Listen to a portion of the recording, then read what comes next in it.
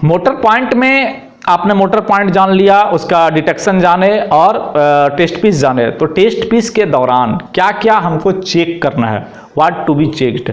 जब हम motor point maintenance के लिए जाएंगे तो हमको चेक क्या क्या करना है। तो सबसे पहला चीज़ हमारे पास मोटर में आप देख लीजिए, जो वायरिंग आता है सामने, ये 6 पोर्ट बने रहते हैं, जिसमें यूज 3 ही पोर्ट का है। एक तो कॉमन, ये बीच वाला होता है जिसमें हम निगेटिव बांधते हैं, जो 110 पॉइंट को चलाना। ये एक्चुअली जनरली सबसे पहली बात जो अगर इलेक्ट्रिक से तो नॉर्मली बता दें कि इसमें 2 कॉइल है। जनरली मोटर में 1 कॉइल होता है, लेकिन आपके घर में जो एग्जॉस्ट फैन यूज करते हैं, एग्जॉस्ट जो यूज करिएगा, क्या होता है कभी कभी एग्जॉस्ट में कि आप स्विच को बाहर भी हवा निकालिए, बाहर का भीतर भी खींचिए। तो ऐसा वाला मोटर का 2 कॉइल होता है, उसमें एक को रिवर्स कॉइल बोलते हैं, एक को नॉर्मल कॉइल बोलते हैं। और जितना भी कॉइल है उसमें वोल्टेज जाने अलग से आप दीजिएगा तभी वो चलेगा। तो ये जो निगेटिव है, ये निगेटिव दोनों कॉइल के साथ जुड़ा रहता है। रिवर्स कॉइल के साथ भी निगेटिव जुड़ा रहता है, नॉर्मल कॉइल के साथ भी जुड़ा रहता है, कॉमन रहता है निगेटिव। और पॉजिटिव, ये अगर आप नॉर्मल है तो नॉर्मल का पॉजिटिव नॉर्मल में जब कॉइल में आप डाल दीजिए, रिवर्स का पॉजिटिव रिवर्स कॉइल में डाल दीजिए। जब हमारा वोल्टेज जाएगा तो 110 निगेटिव दोनों का तो कॉमन जाएगा, नॉर्मल का वोल्टेज जाएगा तो इस कॉइल में आएगा। यानी एक मोटर चलेगा, उसका डायरेक्शन अलग है। मोटर का डायरेक्शन ये अब 10वां क्लास का चीज हो गया कि जैसे से कॉइल आप उल्टा बना बांध दीजिएगा तो उल्टा घूमेगा, सीधा बांधिएगा सीधा घूमेगा। वो मोटर का अलग फंक्शन है कि वो किधर घूमेगा निर्भर करता है कॉइल किधर बांधा है। वो 10th क्लास का फ्लेमिंग का left hand right hand rule अलग चीज है। वो नॉर्मली समझिए 2 कॉइल है, एक क्लॉकवाइज घुमाने के लिए, एक एंटी क्लॉकवाइज घुमाने के लिए। दोनों कॉइल में अलग अलग वोल्टेज डालेंगे तो वो अलग अलग मूवमेंट में घूमेगा। स्प्लिट फील्ड है तो स्प्लिट मोटर बोलते हैं, स्प्लिट फील्ड। वही जब स्प्लिट फील्ड मोटर बोलिए, वही 2 पार्ट में। स्प्लिट मतलब क्या होता है, बटा हुआ। स्प्लिट का मतलब हुआ बटा हुआ। तो इसमें 2 कॉइल है, एक कॉइल नॉर्मल क्लॉकवाइज घुमाने के लिए, एक कॉइल एंटी क्लॉकवाइज घुमाने के लिए। हाँ, आपको जिधर घुमाना है उधर वोल्टेज पॉजिटिव देना पड़ेगा। निगेटिव दोनों का कॉमन है, दोनों कॉइल का कॉमन है। तो ये तो हो गया घूमने का। दूसरा, जब हम टेस्ट पीस लगाएंगे तो क्या क्या चीज चेक करते हैं, वो चेक करते हैं normal to reverse voltage, normal to reverse current, या reverse to normal voltage, reverse to normal current.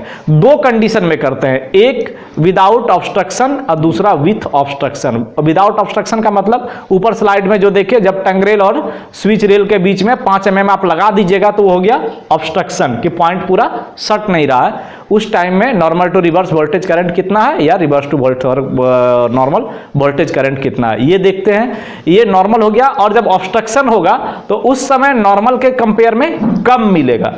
Generally voltage, अगर यहां पे आपका नॉर्मल वोल्टेज 110 है तो ये 100 के आसपास मिलेगा आपको। 10% का डिफरेंस आ जाता है। और करंट, जो नॉर्मल करंट है वो 2 से 3 एम्पियर के बीच है। मोटर पॉइंट का जो नॉर्मल करंट है वो 2 से 3 एम्पियर के बीच मिलना चाहिए।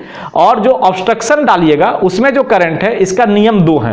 एक पहला कंडीशन बोलता है कि नॉर्मल करंट और रिवर्स करंट के बीच में 0.5 एम्पियर का डिफरेंस मस्ट है। आपका कहने का मतलब है कि अगर यहां पे 2 मिल रहा है तो 2.5 एम्पियर तो मिनिमम मिलना ही मिलना है, या 2.5 एम्पियर से अधिक मिल रहा है। तो पहला कंडीशन है कि नॉर्मल करंट और ऑब्स्ट्रक्शन करंट के बीच में 0.5 एम्पियर का अंतर रहना जरूरी है। दूसरा कंडीशन है कि ऑब्स्ट्रक्शन के समय लोड करंट जो होगा वो नॉर्मल करंट से डबल से अधिक नहीं होना है, दुगुना से अधिक नहीं होना है। वो जब भी होगा 0.5 एम्पियर का अंतर होगा और दुगुना से कम होगा। उदाहरण के लिए समझिए, अगर यहां पे 2 एम्पियर मिल रहा है तो यहां पे 2.5 से 4 एम्पियर के बीच मिलना चाहिए ऑब्स्ट्रक्शन में।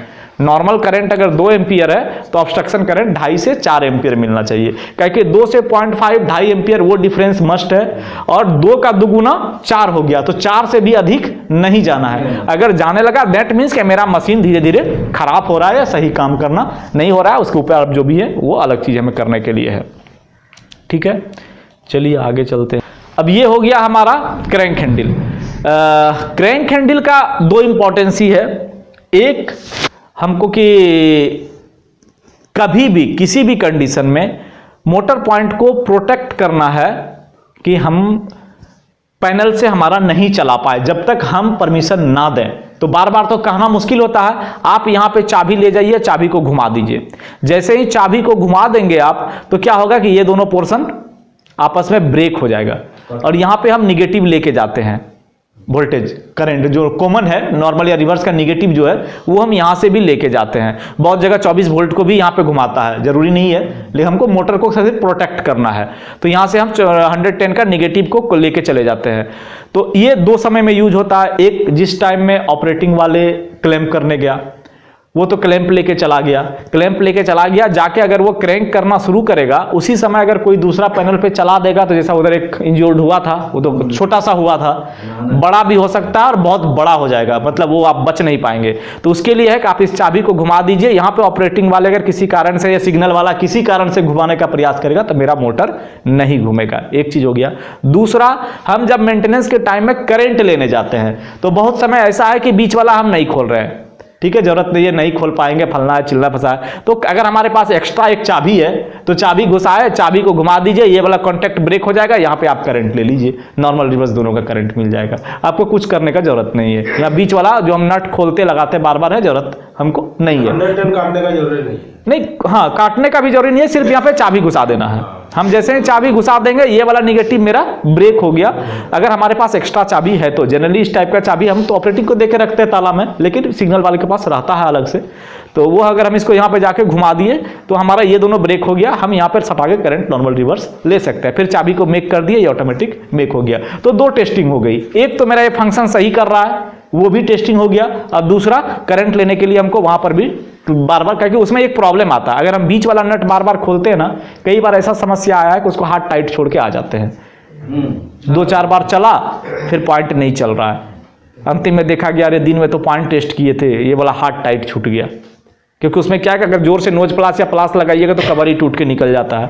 तो इसलिए बहुत कोई ये वाला प्रैक्टिस बना के रखता है कि हम चाबी साथ में लेके जाए, जिसका करंट लेना है इसको घुमा दिए, करंट ले लिए, फिर मेक कर दिए, कहीं फेलियर छूटने की संभावना नहीं है। दो टेस्टिंग हमारी एक साथ हो गई, क्रैंक हैंडल का भी टेस्टिंग हो गया और दूसरा जो है हमारा करंट भी लेना हो गया, ठीक है।